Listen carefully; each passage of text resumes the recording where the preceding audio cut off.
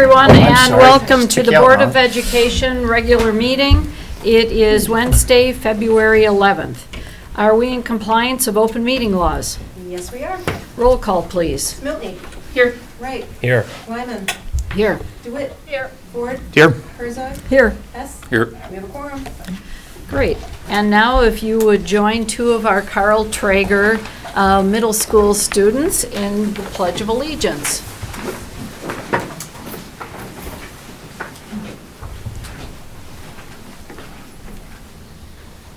You can start.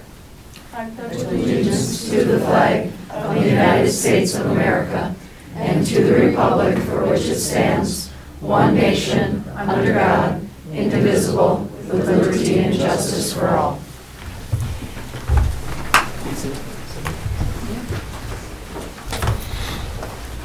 Okay, let me get this right. Andrew? Thank you very much. And Jackson? Very nice. Thank you so much for joining us this evening and leading us in the Pledge of Allegiance. Thank you for having us. It means a lot. Thank you so much.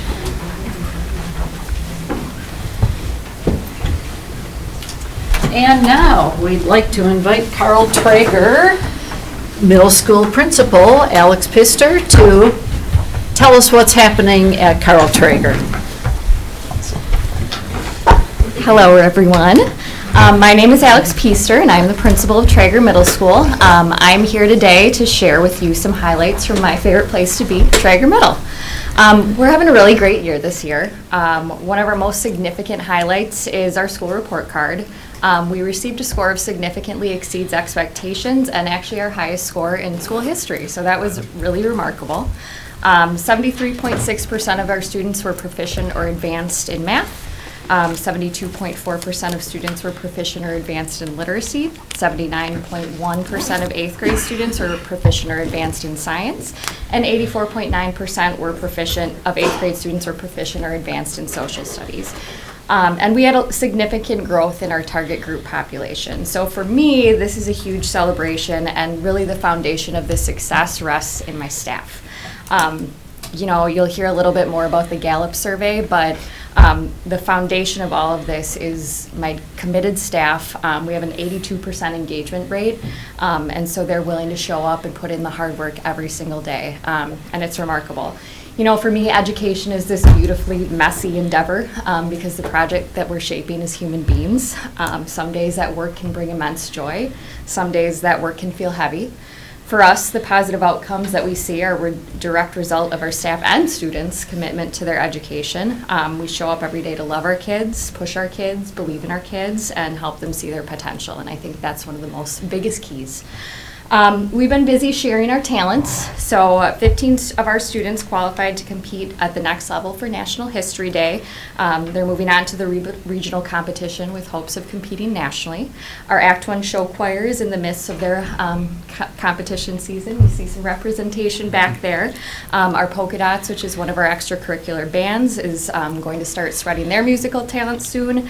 And our orchestra was busy preparing for the Night of 1,000 Strings today. They sounded fantastic, so I encourage you to check that out. Our student council has completed a variety of service projects and is once again partnering with the elementary school through our Traeger Trekking program. What I love about that is they're finding more ways to empower our students to be leaders while also impacting our elementary students in the process. We've had a focus on SEL and employability skills this year because the purpose of school is to launch kids into the dreams of their future. And that starts by helping them to see what opportunities exist beyond our walls and what skills they need to access all of those opportunities. So we really restructured our home base, which is our homeroom time, to maximize the time that we have with our kids. So in conjunction with our universal social and emotional lessons, where we're teaching about the power of generosity or the importance of mistakes, we've also created universal employability skills lessons. So we're talking about why is it important to manage your time? Why do deadlines matter? And how the heck do you email? We've started clubs this year to strengthen our school culture while also teaching social and emotional skills. Our Kindness Club is performing random acts of kindness all throughout our building. We introduced Win Time, which is what I need. That's a flex period where students can have the opportunity for reteaching, reassessment, pre-teaching, and extra support. And our Team Money teacher has worked really hard to organize 3 different lunch and learns with community-based partners to help kids learn about the pathways towards the careers of software engineering, mental health careers such as social work, counseling, and psychology. And she's bringing in a Flight for Life physician to talk about healthcare pathways. I love our school. I love our staff. I love our students. I love our families. All of these great opportunities that we provide to our kids will result in successful student outcomes like you see in our report card. If you've not been in a classroom for a long time, I encourage you to come stop in. We're always glad to have you and can come join us and see the wonderful things at Traeger Middle. Thank you. It's wonderful. Thank you very Questions much. for Alex? Um, Oh, go ahead. I guess as a parent of 2 recent Traeger Middle alums now, I just want to thank you for everything that you do there. It's fantastic, and the scores and results reflect that. And you really do prepare kids for high school and then beyond. So thank you. Well, thank you. I appreciate Yes. that. Definitely a lot of hard work from a lot of people. Yes. Thank you. Very good. Thanks, Alex. Thanks a lot. And now we have with us this evening Assistant Superintendent Dr. Sam Coleman, and he will be reading the land acknowledgement. As we gather today, we would like to acknowledge that in Oshkosh, we are on the ancestral homelands of the Ho-Chunk Nation and the Menominee Indian Tribe of Wisconsin, who lived along the western shores of Lake Winnebago, Wisconsin's largest freshwater lake, entirely within its borders. We acknowledge these indigenous sovereign communities who have stewarded this land throughout the generations, and we pay respect to their elders, past and present. We welcome the duty and the opportunity to share stewardship of these lands. Thank you very much. Approval of agenda. Is there anyone that would like to move any items in the agenda? Not seeing any, we will move on. Move on to the President's report. We have one retirement this evening, and it's Cassandra McCone, Food Service. And her location has been Oshkosh North High School, and she's been there since 2016. Do you know Cassandra? I do not. Okay. I've probably seen her face. That's right.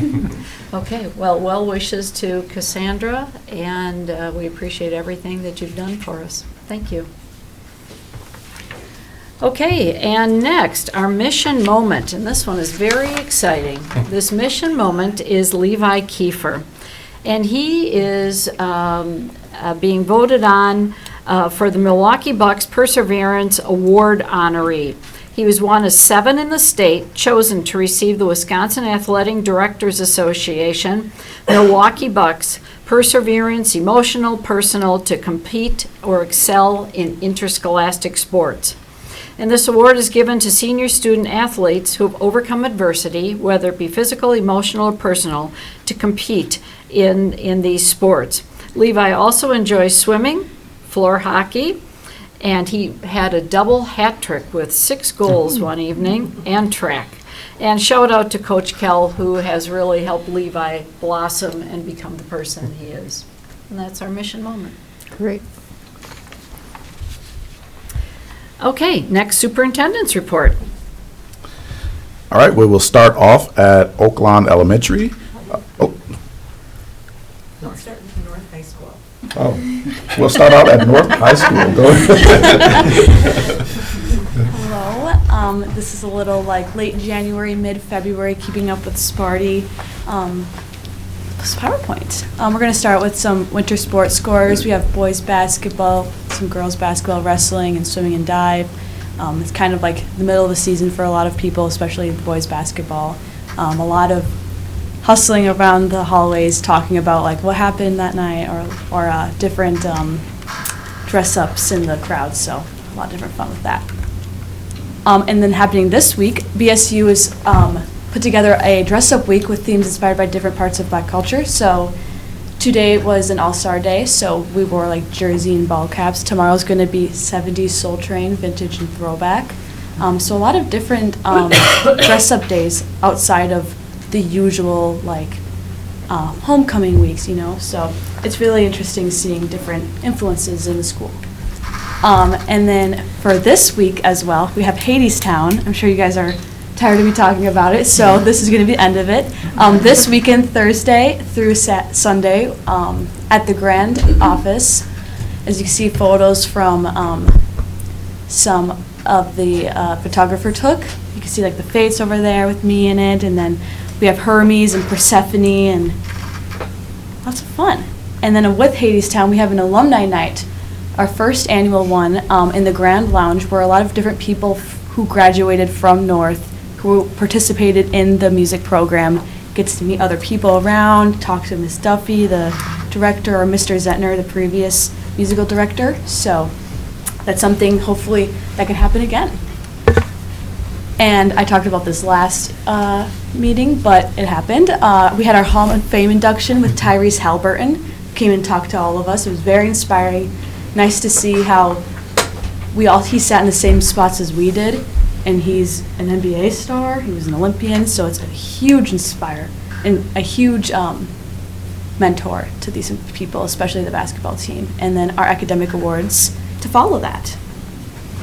And for powerlifting, we would like to congratulate Connor Keene and Kira Kaminsky for qualifying for state on February 7th. Connor has the opportunity to go to Killeen, Texas to represent Oshkosh North in nationals.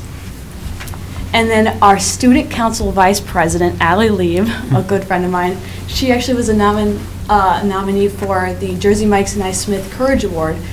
She had I think a deteriorating bone disease in her knee, which allowed her to, she got surgery, she went through a lot of it, but she was really into softball, and she had actually an opportunity to get a scholarship for it and go to college for softball, but because of that condition, she was unable to. So this award kind of recognizes 10 of the people in the country that she faced that kind of adversity, and she still stayed dedicated to the team, and now is a student coach, an assistant coach on the girls basketball team. So in our student council. And then Sasquatch Days, this next week our student council is putting together a week of fun pick-me-ups to get students through the first few months of our second semester. All teachers will have different non-academic hour-long excels. Some excels include a cocoa bar, bingo, just dance, and everything like that. So just a nice little break. And then our last one. Come on, just a second. System. And then we just had our fall play a little bit ago, and our spring play got announced. We're going to do She Kills Monsters. There's a little synopsis on the screen, but overall it's just about a comedic play about a young woman who loses her sister, and in attempts to connect with her and memory of her, she gets involved in her different interests, like in this case D&D.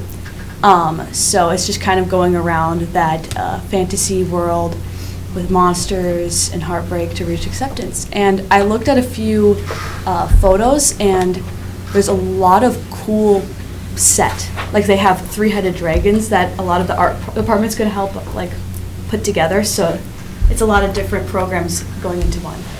And that's all I have. I just want to make one quick comment about Hadestown and being at the Grand. I saw the Oshkosh North Choir's Instagram does a very good job of promoting their programs, but they pointed out, I believe it was them who pointed out, that this is the final Oshkosh North performance at the Grand prior to both the Grand closing and then the new auditorium going into Oshkosh North, and I think you guys will send it out with a bang, and that's been a great community partnership being able to have our events there, especially when Alberta Kimball is overbooked, and I'm sure you guys get to meet all the spirits of the Grand that you'll probably miss when you are at an unhaunted facility, but I appreciate that partnership that's happened, and I hope you guys have a great performance this weekend. Thank you for that. All right, so next up for what's going on in the Wildcats. It's been not anything crazy going on. First up for our sports, boys basketball is going on in the season with 7-12. Girls basketball just won another game of 11-11. Girls wrestling is now 2-1 in conference, while boys wrestling is 5-4 in conference. Our hockey is 8-12, and then boys swim and dive is 4-1. And then girls gymnastics just competed for the last conference one, and they are officially undefeated in all conference matches for the entire season, which is pretty great. The girls worked very hard to get that. Next up, early in the month, students organized from Y to Y a peaceful walkout in protest of negative anti-ICE tactics. Then our Key Club organized a semester-strong bubbler sales. So basically what we did was throughout the week we were selling coupons for students that they could send a bubbler to their friend, and essentially you would get it delivered during class and then you can go and redeem it at the cafe, which is pretty great, and it was a good pick-me-up for the start of the semester. And then this week we have Snow Blast going on from Monday until Friday. Yesterday we had Seasons Day, so as you can see, all of our seniors were dressed up in USA gear. Teachers were in winter holiday gear, and then we just had a lot of different ones with all activities going on through W Hour. And then this Saturday we have our Snow Blast dance, which will be pretty fun. And that's now being run by our Key Club, who is helping set that up with all of the increasing numbers this year. And then finally, we had our food panel tasting, which is pretty great. On the bottom, you can see the menu that we had. We got to try a lot of really cool things that I'd say we really haven't had before. And then you can see our mango dessert that we all got to have. And it was just a really fun thing to try all the new things that we'll be experiencing and kind of just share the ideas going forward of what we like and changes that the different students would like to see. And then one other thing, we have Mental Health Awareness Night. So Oshkosh North and West will be having a game on the 20th, and instead of it being North versus West, we're doing a We Are Oshkosh game and Oshkosh Against Mental Health. West is having our Sources of Strength group help participate and run tables and kind of throw out t-shirts and just kind of promote this whole thing as it's not just school against school, but we're all in this together. And then finally, we have our BSU Gallery Walk coming up on the 18th. Down there you can see the RSVP, and it's supposed to be pretty great, so if you're looking for something to do, I would definitely recommend going to it. All the students put very hard work into putting it together. And then this Friday, we have our Winter Blood Drive put on by Student Council, and we're hoping to have a pretty good turnout. We've had lots of great people going out and recruiting for this. One of our members, Rowan, she's very enthusiastic about it, and she's very great. She likes to get dressed up, and it brings a lot of spirit into the school. And then that is it. Thank you very much. Thank you. Thank you. All right, so lots of additional great news to share. We'll start out at Oaklawn Elementary. Oaklawn second graders recently showcased their musical talents at the annual EAA Winter Luncheon. Students prepared successful performances that highlighted their hard work and artistic growth. Following the event, EAA generously provided a tour of the museum, offering students a unique opportunity to explore local aviation history. Then going over to Oshkosh West. Oshkosh West is proud to celebrate 7 senior student athletes who recently signed letters of intent to continue their academic and athletic careers at the collegiate level. You can see the students recognized there on the screen, and these signings represent years of dedication in the classroom and in competition. We congratulate these students and their families on reaching this impressive milestone. Next, we'll go over to Emmeline Cook. Students at E-Cook recently participated in a memorable Opera for the Young experience. Under the guidance of their music teacher, 4th and 5th graders rehearsed and performed alongside professional cast members, showcasing their vocal, dance, and dramatic talents for the entire school community. This enriching opportunity was made possible through the generous support of the school PTO and the SOAR project. At Roosevelt Elementary, students are exploring the fundamentals of movement and form through a new high-energy drawing unit. The activity features students challenging their classmates to translate 30-second poses into expressive sketches. This dynamic warm-up serves as the foundation for an upcoming sculpture unit, bridging the gap between 2-dimensional observation and 3-dimensional creation. At Val Phillips Middle School, a collaborative partnership between the Library Media Center and the 7th grade Social Studies Department recently brought history to life through an inquiry-based breakout activity. Students analyzed primary source documents, maps, and timelines to solve problems centered on the American Revolution. And at Oshkosh North, senior Ali Lieb was named one of only 10 national finalists for the 2026 Jersey Mike's Naismith High School Basketball Courage Award, as we just heard about. This national recognition highlights her perseverance and her commitment to positively impacting her team and her peers, regardless of circumstances. Fun fact, Allie is also the lead actress in North's production of Hadestown, which opens this weekend at the Grand. And again, everyone is encouraged to get tickets and check it out. I'll be there Sunday, so I'm excited for that. And both of our high schools recently hosted the 180 Degree Awards. These are ceremonies designed to celebrate students who significantly improved their academic performance. This year, more than 190 students across Oshkosh North and Oshkosh West were recognized for increasing their grade point averages by a .75 or more compared to the previous semester. During the ceremonies, students were honored with certificates and personal testimonials from the teachers, highlighting their dedication and character. These events underscore the district's commitment to academic growth and celebrate the hard work of students who made a transformative turn in their educational journeys. We congratulate all of those students and celebrate their accomplishments. Last week, it was an honor to join the Oshkosh Chamber of Commerce to host the second annual Link to Learn event at Oshkosh North High School. This collaborative initiative brought local businesses and leaders together with our educators to explore our career and technical education labs and innovative learning spaces. Bridging the gap between classroom and the local economy, this event continues to strengthen the district's commitment to preparing students for future success in the regional workforce.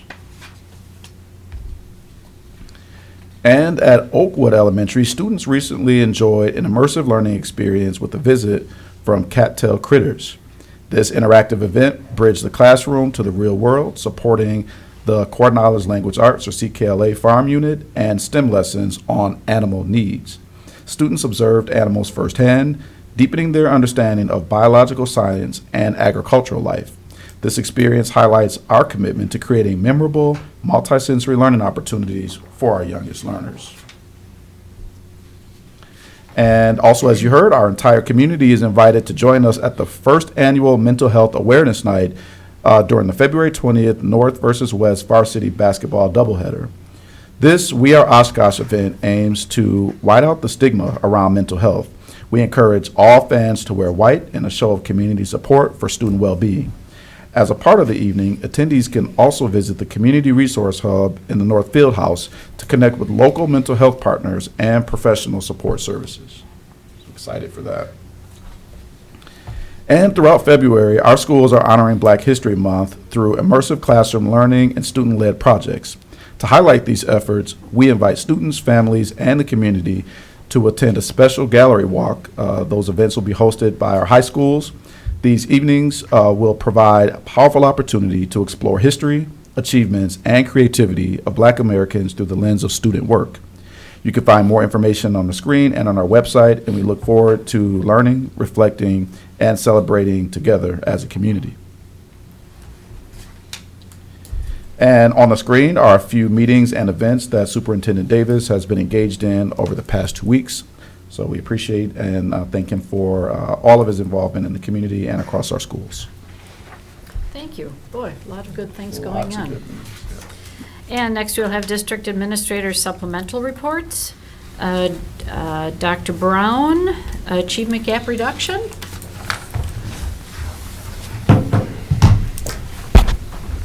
All right, thank you. So just talking a little bit about the Achievement Gap Reduction, which you also hear the AGR. This program, or the AGR, is specifically for students in low-income elementary schools, and it focuses on our students in kindergarten through 3rd grade. Each principal or each school creates their performance objectives, and those objectives are to truly reduce the achievement gap. And there's different strategies that we utilize. So in the Oshkosh Area School District, we do utilize all the strategies. So the 18-to-1 is primarily used at Jefferson and Roosevelt. If classrooms are above 18, and there's a couple classrooms in kindergarten at both Roosevelt, Jefferson, and then all of Menominee. This year, we specifically really thought about what can we do to really wrap around the school. And so one of the things we have is our literacy coaches, our literacy interventionists, are going into the classroom and they are teaching during the CKL skills block and then also going in during targeted practice time to really support the teachers and the students during that block of time. So there's that. We also have instructional coaching that is happening at all 3 sites as well. In addition, just want you to know, like, we understand that those 3 strategies are not going to move us alone. We have to have complementary strategies along with that. And so we have the 4 proven processes that you've heard from Dr. Coleman throughout the year and us. In addition, one of the things that we are doing at one of our sites this year, and we're going to move to our other 2 next year, is we have paired up with DPI, and we are doing an early literacy initiative. And with that, there is a very focused look at our foundational skills for phonics and phonological awareness at the K2 level. And so we have implemented that already at Roosevelt Elementary, and next year we are going to be expanding that to Menominee and Jefferson, because we know it takes a lot in order to really make the move. Questions for Dr. Brown? Thank you very much. I do have a question. I'm wondering if we're reaching out to the parents and including them in helping us to help their children be more successful? So through Title I, like, that is part of it, is the family engagement night. So I'm glad that you mentioned that. That is something that is actually happening right now. I know that we have been signing a lot of POs for the family engagement nights and all the activities that are going to be happening at each of our sites. And the second wondering I have is, I know that summer school is optional for students, but I'm also wondering if we pay particular attention to these students who are underachieving or showing not the growth we would like them to see. Are we helping them to perhaps make the decision to enroll in summer school to receive additional help? Yeah, absolutely. That is something we're encouraging, and we do have a proposal for summer school to really hone in on the students that we know need the most support. And so especially as we're taking a look at our students at K2 who really need a boost, and then also looking at our students who maybe are not making the progress by the end of 3rd grade. That's a focus that we're looking at, is making sure the students get summer school so that they are getting to where they need to be before their 4th grade year. So that is something in addition that we are going to be trying out this summer. Thank you. Thank you very much. All right, thank you. And now we have public forum. There's no one signed up for agenda-related public forum, so we will move to non-agenda-related public forum. And Mr. Watts is signed up this evening.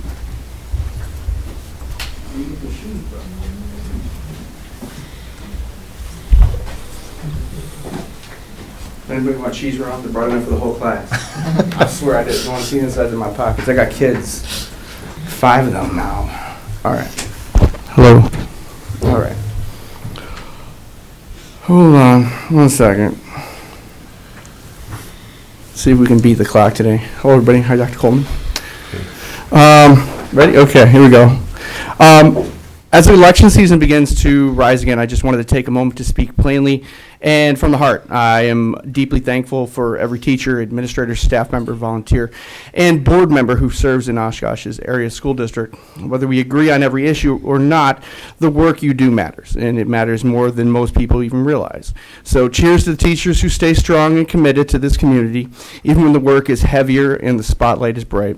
The electoral process is a beautiful thing, and it's what makes America great. It allows ideas to be tested, it allows leadership to be challenged, and allows the people to speak. Even when the light feels dim at times, it's the process that keeps it lit, and it's in it in itself is a gift.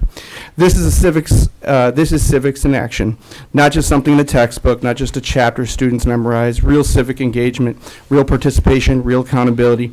And when we model respectful debate, peaceful elections, and community involvement, we are teaching our children what self-government actually looks like. It is also important to remember that school board service is nonpartisan. This is not about political parties. It is not about red or blue. It is about reading scores, safe classrooms, strong teachers, responsible stewardship of taxpayer dollars, and well-being of children. The moment we turn the school board into partisan warfare, we lose sight of why it exists. As Nelson Mandela once said, education is the most powerful weapon which you can use to change the world. And that power sits in our classrooms every single day. Being an elected official is not easy. It is taxing, and it requires thick skin, long nights, and difficult conversations and decisions that carry weight. And when that role involves children, the weight becomes even heavier, because the decisions are not theoretical. They impact real kids, real families, and real futures. It can be tireless work. None of us gets every decision perfectly right, but when our hearts are aimed at the children, and when we are willing to listen as much as we speak, we move closer to what is right. So regardless of who wins, regardless of who serves, and regardless of who has served before, the priority must always be the same. Kids, not rhetoric, not hate, not division, not ego. Kids. Civics is not just voting, and it is important to remember it is stewardship, it is responsibility, it is understanding that disagreement does not equal disrespect. It is knowing that we can stand firm in conviction while still honoring the dignity of others. When schools and parents work together, kids prosper. When adults model respect, kids learn respect. And when we disagree with dignity, kids see how a community should function. I will always advocate strongly for what I believe is right, but I will never forget that at the center of all of this are the children who deserve stability, safety, opportunity, and hope. So let's show our children that democracy is not something we inherit, it is something that we practice. So let's keep it perspective, let's keep it gratitude, and let's keep our kids first. Hey, 13 seconds left. Thank you. And we will move on to workshops. This evening, we have staff engagement survey with Mrs. Johnson. And then following that will be staff retention with Mrs. Johnson. Good evening. So I'll be giving an update for the staff engagement survey first tonight, which represents 25% of the engagement and communication core area. So why does staff engagement matter? It matters because it directly supports what we care most about, which of course is improved student achievement, a positive school culture, and a lower turnover rate. I have two boxes listed here. The solid box on the left showing the 4 stars is the strategic plan for 2025. That's the star rating that does not change. The dotted square around the 3-star is the fall 2025 survey. So I wanted to show that we currently are at a 3-star, but the KPI that doesn't change but once a year, the strategic plan, that's currently at the 4-star. But our fall 2025 rating was a 49% 3-star. So a little bit of background with regards to our Gallup survey. We do measure our engagement through Gallup. It is administered through CISA 6, a third party. So all of the information that we receive is confidential. We don't receive any names attached to the information that we receive. It launched in January of 2021. So after we give our spring 2026 survey, we'll have 5 full years of survey data, which will be great. It is conducted twice a year, once in the fall, once in the spring. And really the goal of each of our surveys is to have our employees give us feedback, which will allow for those conversations to be had between our leaders of our buildings and our departments with our employees, so that way they can have those conversations, put those action steps, and focus on their engagement efforts. I won't go through all of these, but these are those 12 questions. I do like to include them in each of the workshops so that way individuals can see exactly what they are. They haven't changed since January of 2021. So the data that we've had since then till now are the same exact 12 questions that we have had. I also do like to share the engagement framework. This is the hierarchy of the 12 questions. So when we look here, you can see that the first two questions, question 1 and 2, really shows the basic needs of an employee.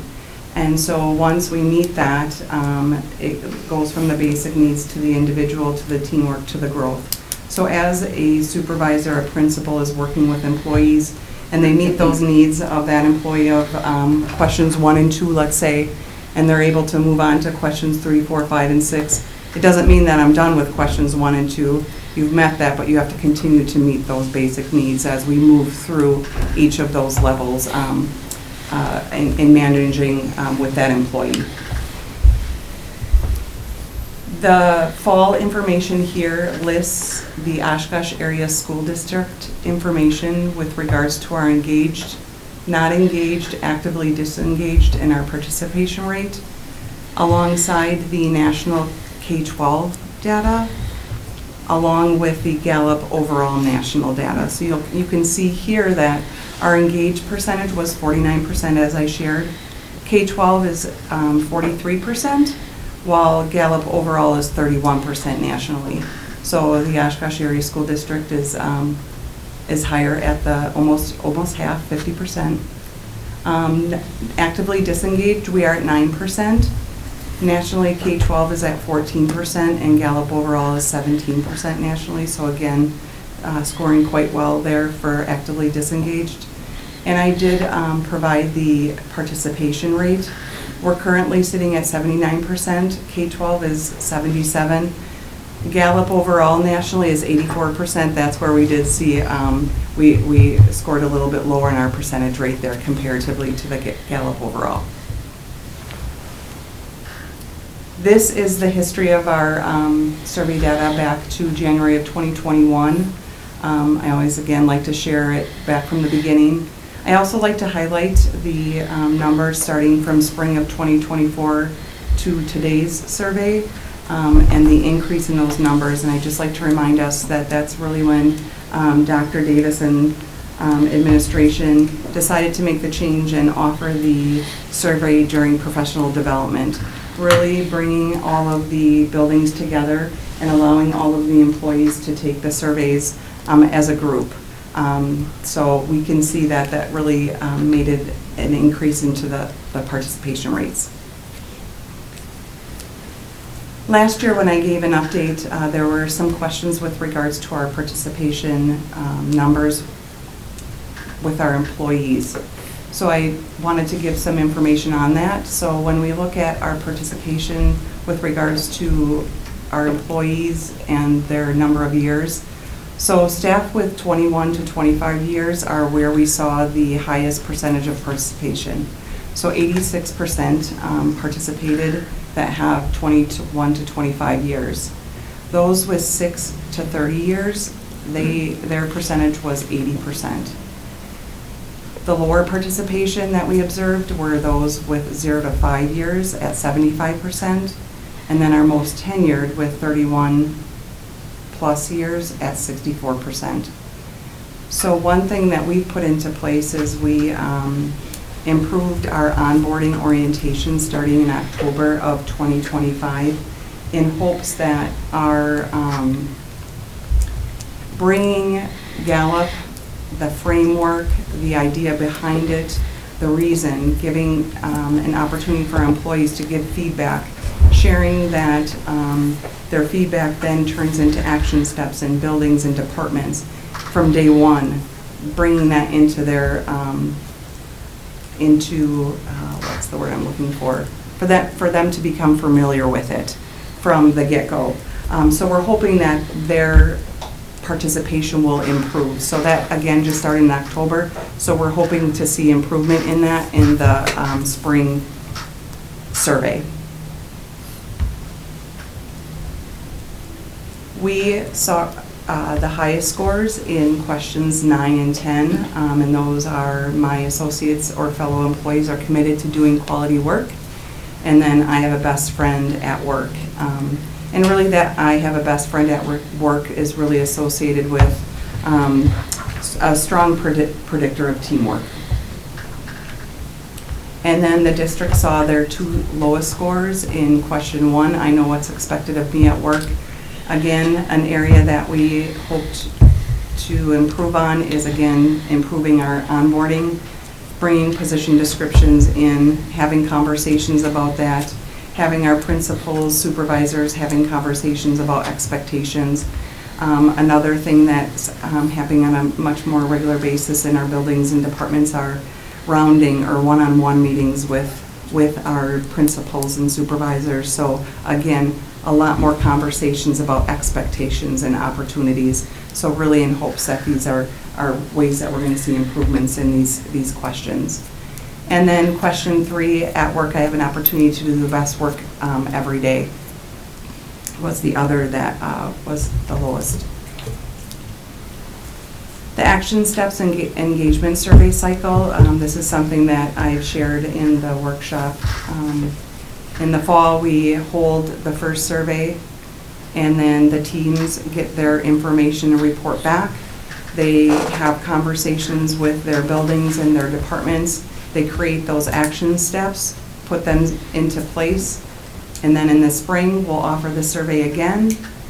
The teams will report back, create action steps, and then in the spring, the hope is that it'll come back and show improvements, that we've moved the needle in those areas, that we've created those action steps for those 2 lowest questions that we created those action steps for.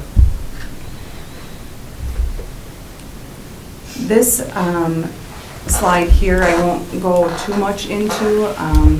I wanted to share, of course, in the document some examples of what some of the buildings are doing. But what I've done is I've invited a couple of guests here with us tonight. I'd like to invite up Susan Martin, the principal at Oakwood Elementary, and Amanda Patza, the principal at Bell Phillips, to share some examples of those conversations that are actually happening within their buildings. So again, they're receiving those survey results. They're having those conversations within their buildings on those 2 lowest scores. Of course, also having the celebrations on those 2 highest, and then creating those action steps. So I want to give them an opportunity to share with you what they are doing in their buildings, so that way you can have an idea of what those conversations are and what it looks like. Hello. Hi. So every time we take the survey, we gather as a staff and we highlight our 2 highest questions and celebrate the things that are going well. So in our fall survey at Oakwood, there are 2 questions that were the highest. Was I know what is expected of me, and I have the materials and equipment I need to do my work right. We then take a look at our 2 questions that we scored the lowest in, and we've done a variety of things over the years to kind of create plans and look at how to make those things better. We've done group brainstorms, idea generators, surveys, etc. So for example, one of our lowest questions this year was, in the last 7 days, I've received recognition or praise for doing good work. So we brainstormed and talked about the things that we have put in place at our school. So we do shout outs at our staff meetings. We have shout out slips and positive potato slips. In the counter by our mailboxes that we can use, we've created a celebration slide deck. And we created some school family jobs that are specifically created to address that. We have a celebration team and an encouragement team. So those are things we have done. So we highlighted those. They're still in place. And then this year we actually added a survey to just generate information from how everyone likes to be recognized, because we all enjoy being recognized in different ways. And then we're sharing that out as a staff. So I want to recognize Amanda on my own. I can look to see that she likes a Diet Coke, and I can get her a Diet Coke and tell her, thank you for doing a great job. So I also was thinking, as Sabrina was sharing this, like, I try to tie everything we do as it aligns to a question. So anytime I offer an opportunity, I align it to, like, this is a chance for you to give your opinion. You can join this committee. So that's just another little tidbit I was thinking about. Great. Good evening, everybody. I'm Amanda Patza.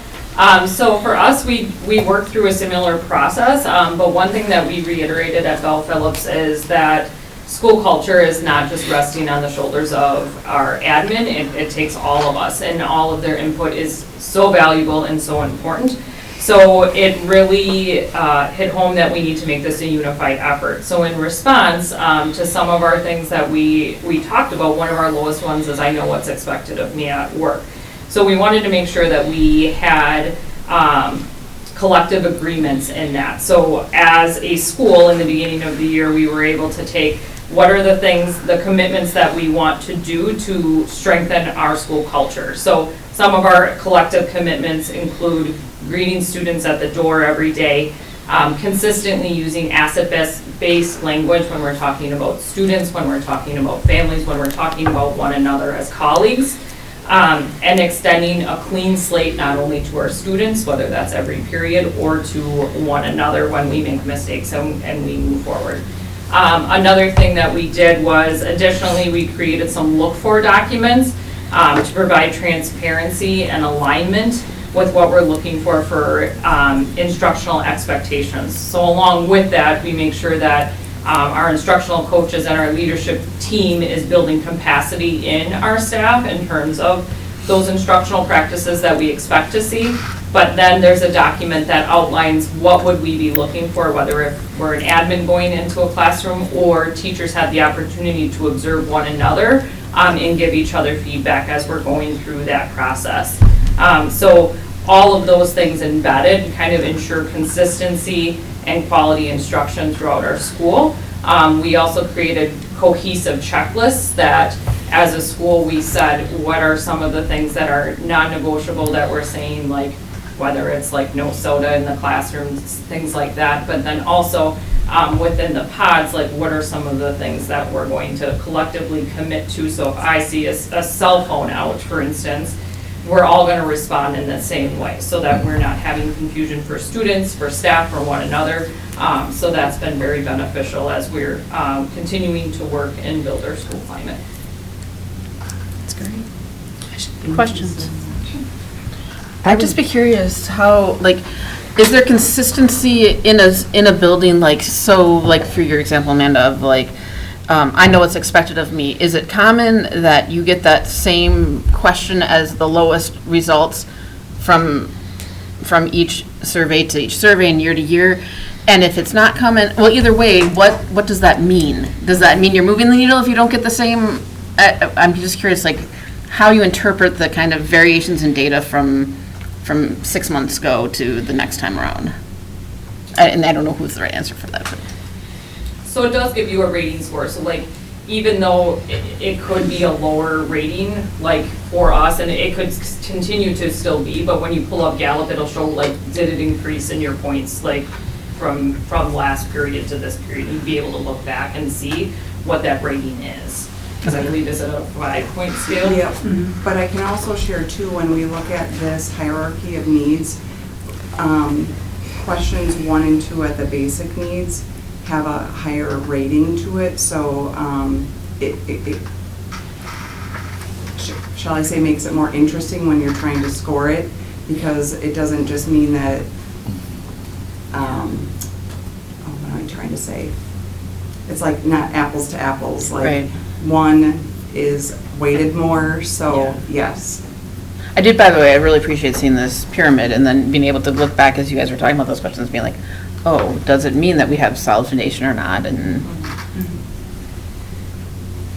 but knowing that questions 1 and 2 have been, for a district as a whole, part of our bottom 2 for the last probably 3 or 4 surveys. Question 2 just dropped off for the first time in probably 4 of our surveys. So knowing we moved the needle there, so what can we continue to do to keep it that way? But now we have to work on question 1. Yeah. And then what can we do for the individual contribution and continue to work on improving?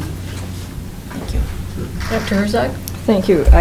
I'm a little confused by slide number 5, where you have the dotted line and you have the solid red box. So what I typically do is I cut and paste this so that way I can give a visual to where we land for each survey. When I was going over this with Katie, she reminded me that this is a document, a visual from a document that changes once a year.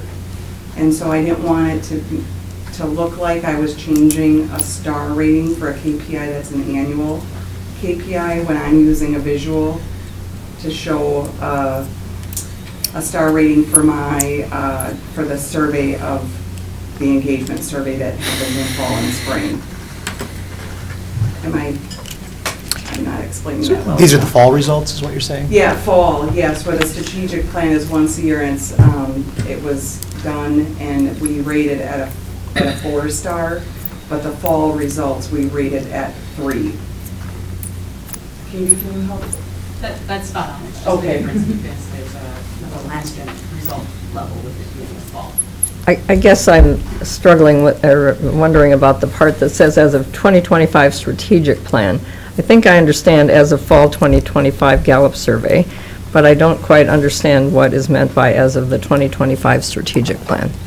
So when it was put into place and approved, it landed at a 4-star.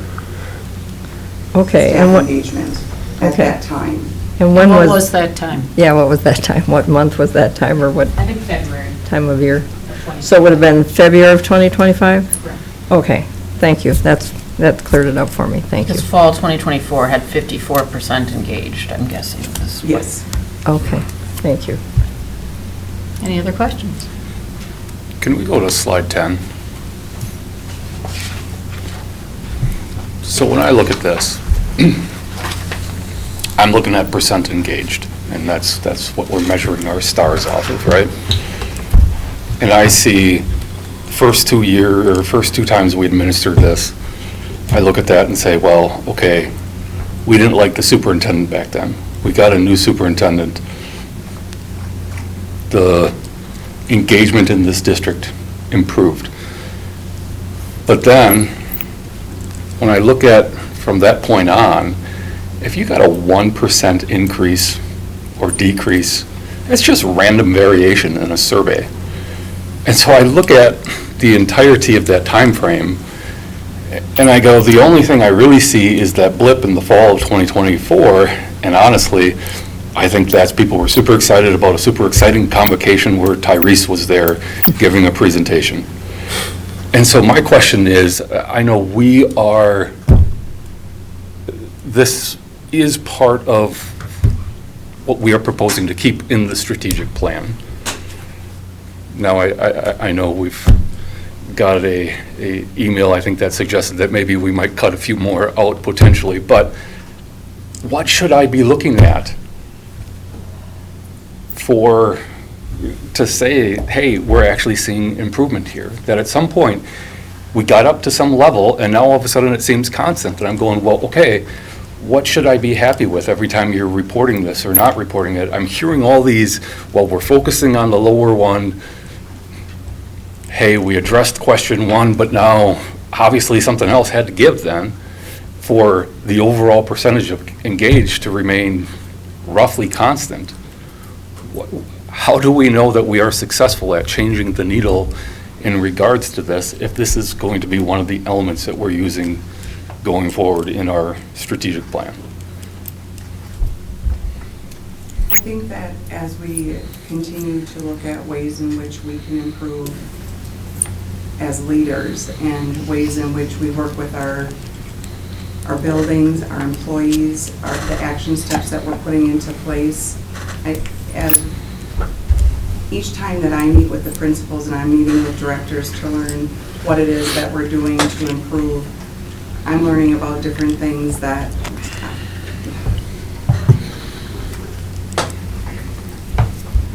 I'm struggling with that one, Tim, I'm sorry. Yeah, that's okay. I didn't pre-warn you on this one, so No. it surprised me. Can I ask a quick question? I get it. Sabrina, can I jump in? So going to slide 9, I think that this gets to what we're looking for. So we'll certainly compare ourselves to how we performed year to year. But what we also are looking at is just across the K-12 landscape, how do we compare? And so essentially this is what we're looking for is, are we seeing significant variance from year to year, or are we improving ideally? But then we're also comparing that to what the K-12 landscape looks like. And so does this maybe answer the question, looking at the visual on slide 9, as far as what we're actually looking for, comparing ourselves to ourselves year to year, and then across the educational landscape? I'm not particularly excited by that. I appreciate that there are different things to look at. I feel like whenever we're using some metric, you got to have a reason for why we're choosing this versus that, and I don't, this is kind of like when we talked about the iReady growth scores. I go, well, I don't know what that cohort is that I'm comparing it to, so I don't know if I should be excited by this or not. I appreciate I can point to this and say, it looks higher than the rest of the K-12, but I don't know what that means. I don't know what that comparison group is. So that's why I'm most interested in looking at us over time, because that's who I want to impact, is us. I want our people, because I'm assuming, I've heard it over and over again, that if we have good engagement, that's going to lead to better academic achievement, better results in the classroom. And that's what I want to see. Sure. So that's why I'm looking for over time, I think, is what I'm most interested in. But everybody else has the right to their own opinions on this. And I think that's one reason we're going to be doing the KPI conversation at part of it at the next board meeting, to see for this board, what are the important KPIs that really matter to us as a board and drive success for the entire district. So that will be an important part. So that's a great question, because if it's not something that's showing progress or something that really makes a difference, if we are kind of status quo, is that the KPI that we want to have, that we're going to be looking at to see if we're successful? Mr. Wright? I mean, to add to what Dr. Hess was saying, I mean, my company uses this survey. I think it's just the survey that lots of big organizations are using right now to try to measure if their employees are happy or not, and to gauge work culture. Is it effective? Does it truly give you that measure? I mean, I don't know. I guess I'd have to read up on it more. It's probably better to have a higher number than a lower number, and we've been pretty steady with the number we've had relatively, so I'd say for the last few years, people have probably been at about the same amount of satisfaction. Whether that's great or not, I don't know, but it's better than being where we were 3-4 years ago, I guess. So, but it's the fad. Maybe a new employee engagement survey will come out in a year, and it'll be even better, and everyone will jump on board with that, and who knows, but. So to be continued.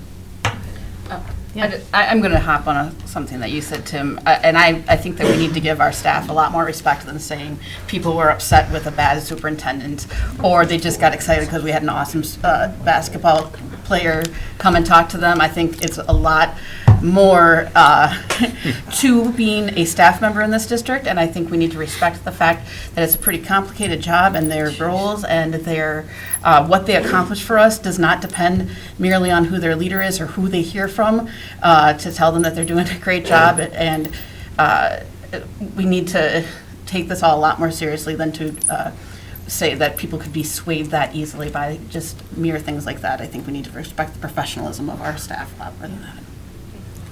I would also add that the questions are largely school-based or unit-based. So if you're a custodian, it's with your custodial group, or if you're a traveling staff member, it would be with potentially 2 or more buildings. It wasn't, other than perhaps January 21, focused at the district level, and we remember back to 2020, 2021, we were still in the throes of what I call the COVID cloud, and whether or not students would be in school or would they be home doing remote learning and so on. So there were a number of variables that were evident back in January 2021 that are not there today. Yeah, I'll be real quick. I'll just say that if we can get comparables to the district we're competing with for talent, I could see that being a useful measure, but this is probably more of a discussion for our next meeting, because obviously staff engagement is important if we're going to attract the best and the brightest here. But I agree. I mean, that is the logical question that we need to ask ourselves. What are our goals here and why? If I can also just add, going back to what Principal Martin and Principal Patsa talked about and the examples they shared, is while there certainly are implications that we can glean from what these data tell us at the board level, it also gives principals and school leaders information in real time on ways that they can be responsive to staff needs. So if we're asking staff if they have clarity on what their expectations are, if data indicate that there's a lack of clarity or a lack of access to materials they need, and not only does that give principals information, but principals also have conversations with their staff around how they responded to these survey data, and then it allows action plans to be developed at the school level to specifically address needs that teams have there at the schools. So the utility of these data certainly varies based on who's looking at them. Certainly at the board level, there's going to be some nuance around what you as board members do with these data. But what you just heard from principals, I think, speaks to how important it is to have these discussions and a problem solve at the school level. And just one thing that I'd like to share, Dr. Ford, is when we look to other districts and comparing ourselves with Gallup, is we're really trying to see our internal growth. Okay. When we think about it from our engagement as an employee with our leadership and how we see ourselves within our district, it's hard to really compare ourselves to another district in that way. Okay, so maybe we end up with this isn't right, maybe this is more of an indicator that's useful at the school level and not at the board level. I think of it as like a We'll find something. self-evaluation of how we're doing at the building level, and then action planning around, like, what does my building need? And I think that's been very powerful, just like how we have surveys for students, whether it's Savers or Who's Your Person. Like, kids need to know that we take that data and that we respond to that data so that we continue to improve. That's good. To be continued. Thank you for And coming. Sabrina, you have 2 more slides? Yes. Okay. Thank you so much. Thank you, ladies. Thank you, guys. Thank you for coming. And then just some short-term goals that we would like to get to that 50% back up there for our engaged, and then our disengaged at below 6%. And then long-term, Dr. Davis has always shared that he wants to be above that 60% engaged level, and then the disengaged being below that 3%. And then how is to continue to share those results and engage our employee in those action steps with our leaders, and then provide engagement opportunities for our staff, and continue to use those improvement tools, just as our principals shared with you tonight. And then our goal is to, again, use the data to strengthen our schools for both staff and students, and leaders create the conditions, employees bring their voice, and together we all grow. Thank you. Nicely put. Raised some good questions. Thank you. Thank you very much. And now we'll go into Mrs. Johnson and staff retention. Okay. So next I will give the update on staff retention. It is a part of the engagement and communication core area, and it represents 10%. So why does staff retention matter?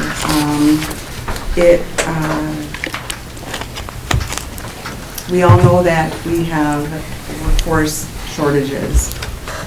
We have teacher shortages, so recruitment is increasingly competitive. We are very close to a lot of districts, very close to us. So we really need to be mindful of that continuity for our students, those relationships, keeping teachers here, keeping support staff here, instructional stability, cost of turnover, direct and indirect financially when we think about that, the cost of recruitment, interview, hiring time, onboarding, background checks, workload distribution, and overall impact of the student achievement, and then just staff morale and engagement overall. We can keep our employees here, helps with retention and culture that are linked.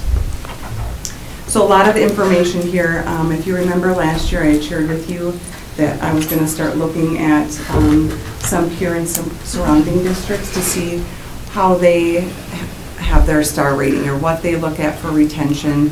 And I found that our star rating was pretty aggressive. So I worked and reached out to some peer and local districts to see, worked with Dr. Davis and other administrators and updated our star ratings. We currently sit at 4 stars. The information I've shared with you in the past is we track this annually. So we are currently through the 24-25 school year. We had 148 resignations. That does not include retirement information. And of our 1,528 employees, that counts for 10.3% turnover.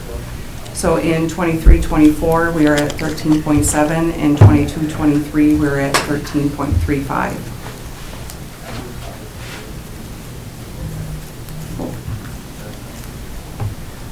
So a celebration that I always like to just share is that we're continuing those HR open forums. So our office, myself and a couple other individuals in our office go out to our buildings. We went to each one of them where we set aside time for employees to come and meet with us to talk about anything, ask any questions, whether it be HR related questions, policy, employee handbook, for them to be able to ask anything. I found it very helpful, especially when it came to be about open enrollment time, so they can ask benefit-related questions. When we started having conversations about things that were going on within the district, people came out to ask questions about that. So just being able to build those connections, build trust, allow them to be able to get to know us before they meet us, so continuing those. And then, as you know, we continue to have those those meetings with our union groups. An item that continued to come up in our labor relations with our OEA, and that's our group with our teachers, was our elementary teacher workload. They questioned if there was a way in which we can improve what that looked like.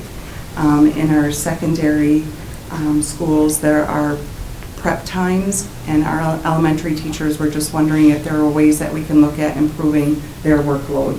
They were saying that they're burned out, the turnover, they're elementary teachers looking to go into secondary, and they're just wondering if there are ways that they can look at improving that. And Dr. Coleman has convened a work group that started meeting in January, and I think you have meetings going into April and May of this year. Yep. And we actually just, Labor Relations met last night, and there was conversation about how those meetings are going and that there's great conversation going. And there's some root cause analysis being happening right now, but they're going in a great direction. And the first thing that they said is there's things going on right now that aren't related to budget, so they're looking at ways that they can look to make improvements in that way. So more to come on that. So opportunity for improvement. So Dr. Coleman, if you have more to add on that, but so ways that we're listening to them and making improvements in that way. Yeah, I'll just add the feedback that I've received from the work group is that the participants feel heard. They feel like this is a productive way to address issues that otherwise maybe haven't had traction as far as solutions go. And so our commitment is to using that work group as a way to propose solutions that we can adopt across the elementary schools here. And those solutions are being created by the participants of that work group. And so we'll continue to update the board on how that's going. Again, we're in our early phases right now of identifying some of the sources and causes of conditions that contribute to teachers feeling like their workload is unmanageable. And we want to acknowledge that our elementary teachers carry a significant weight while they're also building the foundation that all of our students rely on to have a successful trajectory here in the school district. So we're serious about this work and appreciate the fact that they are showing up after the workday to participate in these sessions. Thank you. And that is not a new topic. The topic of equity or working conditions between secondary teachers and elementary teachers has gone on forever. Those of us who taught at the secondary level felt we had a lot on our plates if we had 2 preps, 2 different grade levels or 2 different courses. If you look at the elementary teacher schedule, every single day unless they're grouping students where one teacher takes all the math, say in grade 2, and the other one takes literacy. They have multiple preps every single day. They're teaching social studies, science, literacy, and math, and maybe they're doing follow-up lessons in music and/or phy-ed, especially if there's indoor recess, which the secondary teachers don't have to deal with. So this is not a new issue, and typically a secondary teacher will have at least one, what they call a prep period, which is typically 45 to 50 minutes long. Elementary teachers in this district don't necessarily have class periods that are of that duration. And I remember conversations many years ago with then Assistant Superintendent George Puba, whom many of you may still remember, who would say, well, you elementary teachers have 30 minutes here and 15 minutes there, so it adds up to 45 minutes. But it's not the same block, it's not the same consistency. So when we talk about teacher retention, for me, it's not only benefits such as salary and benefits and insurance, but it's working conditions. What is your classroom like? What kind of space do you have? And if you're a teacher who likes to have kids highly engaged and you're in a 800 or 900 square foot classroom, that limits what learning opportunities you can provide for the students. So the working conditions, to me, are very important. I sat on a statewide committee with the DPI a year ago called the Professional Standards Group to provide input to the state superintendent on teacher licensure. And we spent almost the entire year talking about how do we retain teachers, because this is an issue across the state. And many were losing lots of teachers in their first 5 years. They're not necessarily transferring to another school district. They're getting out of the profession entirely. We had a MOD report not too long ago in which we learned that we have some students K through 3 who cause issues in the classroom leading to safety and injuries to staff. So it's much more than a prep time, although that's important, but it's also the safety and health of everyone in that classroom and the size of your classroom, what resources you have to work with, and so on. So it's a complex issue. Mm-hmm. Please. Oh, keep going. Oh, thank you. So some additional work that we're continuing to do, we're continuing our exit interviews where we, again, have enhanced our new hire onboarding to strengthen our employee connection, support, and early engagement.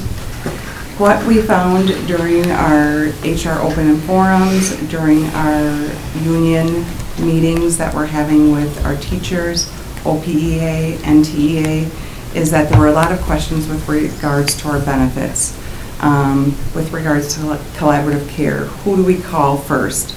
We're hearing the word avergent, or all of these things.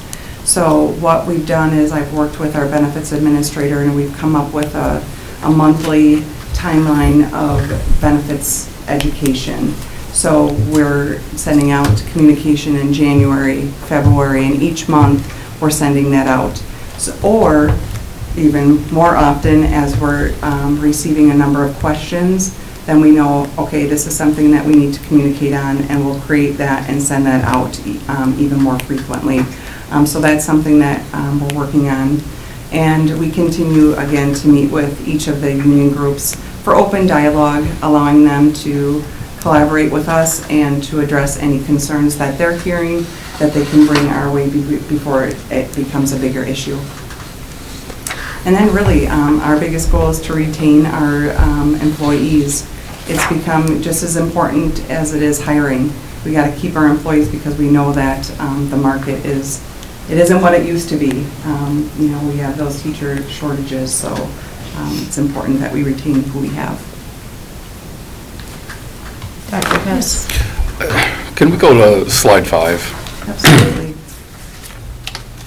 So on our previous report with engagement, you had a graphic similar to this, but you showed the two different versions of it.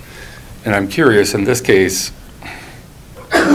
our present score of 10.34%, did we change the our key performance indicators? Did we change our strategic plan? We changed, yes. We And- changed the star rating for staff retention. And did that go to some committee or something? I worked through Dr. Davis with that and with Katie. I mean, I'm pointing this out because we're about to go into conversations about setting our key performance indicators, and this is another one of those sorts of concerns, is similar to when we were talking about the engagement, you presented the prior year's, or prior rating, what we would be rated on if we used our present strategic plan, and our rating, our star rating, would be a 2-star at that 10.34%. And so this is one of those scenarios where now we're saying it's a 4-star because we changed the cut score. And I'm not happy with when we vote on something, key performance indicator with a strategic plan, it should be the board that decides we're all of a sudden going to change the scale. And so from a staff standpoint, I would strongly ask, anytime we're going to do something like this, to bring it to the board, because we put a lot of time into thinking about those sorts of things.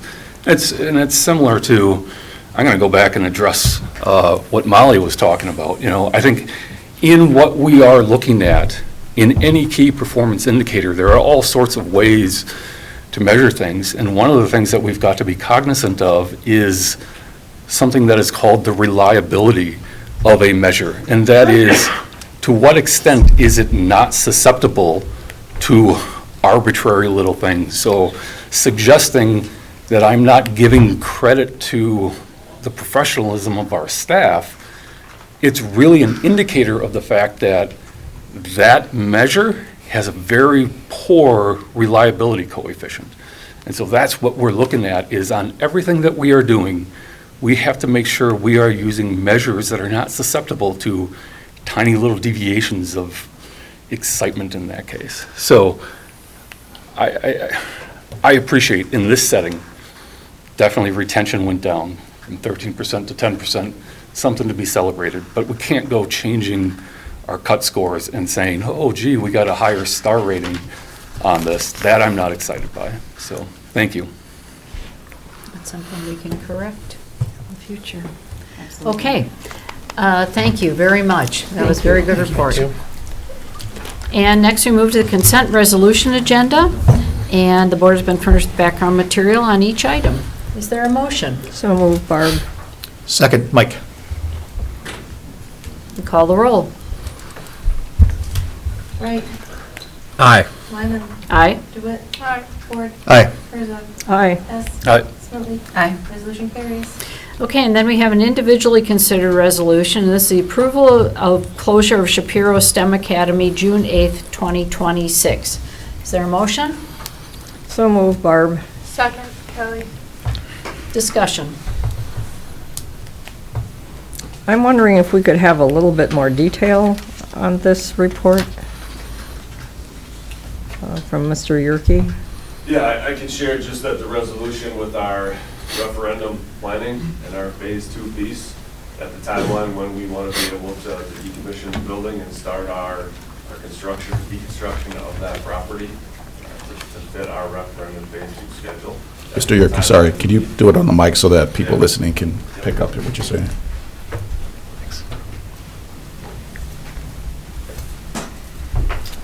Yeah, I can just share, similar to what we've done in the past with buildings that have closed, you know, in order to meet our timeline for the phase 2 referendum planning, we would need to have that building closed so we can begin the construction process, whether that's abatement, going through any of the maintenance facility pieces, planning in that process. Really the gist of it. Okay, so when we sold Smith Elementary School and when we closed Webster Stanley School and Merrill School, we had, I know for sure at Webster Stanley and Smith, we had open invitation to the public to come and walk the halls one last time, take pictures, whatever they chose to do. We collected bricks and other concrete, almost concrete, not literally concrete, but of capital items that could be shared with people. Is this part of the plan for this We're this working closing through as all well? those deadlines and processes, and that will take place before Okay. that date. Now, Shapiro was also a charter school, and I don't know what the timelines are on charter schools, but I know that there were rules that applied to charter schools in the past where you had to be very careful about how you disposed of property that was bought as a result of the charter. Is there a statute of limitations on charter schools, or do we need to be aware of charter school deconstruction guidelines moving forward? Homework to be done on my part. I don't believe Okay. it's a charter, but I anything can- purchased in that space, I'll have to investigate that piece. Yeah, I can answer that. So, as of right now, Shapiro is not designated as a charter, and so when that charter lapsed or we moved forward from that agreement, any property purchased then at that time would have been either reallocated or redistributed to Shapiro as a site and released it from its charter agreement. So similar to Alps, for example, when that charter expired and we chose not to renew, we had to indicate then on that report any property that would have been purchased as a charter, and then what would happen with it or how we would dispose of that property. And it just went to Tipler Middle School, so that would have been the Okay. same process. And I'm hoping that as part of this process, we are looking to recycle, reuse, reallocate usable items in that school that will not end up in the landfill. Absolutely. Thank you, Mr. Yerke. You're welcome. Have a good day. Any other questions? Call the roll. Wyman. Aye. DeWitt. Aye. Ford. Aye. Herzog. Aye. Hess. Aye. Smedley. Aye. Wright. Aye. Resolution carries. Okay. Any request for future items that will go to committee? Any announcements? Nope. Motion to adjourn. So moved. Second. Smiltney. Give it to Molly. Give it to Chris. Right. I'll take it. I feel like you only got it. Yes. Yeah. Yes. DeWitt. Aye. Ford. Aye. Herzog. Aye. Hess. Aye. Smedley. Aye. Wright. Aye. Wyman. Aye. Meeting is adjourned. Thank you. Awesome. Thank you. Okay, Sam. You're quick on that.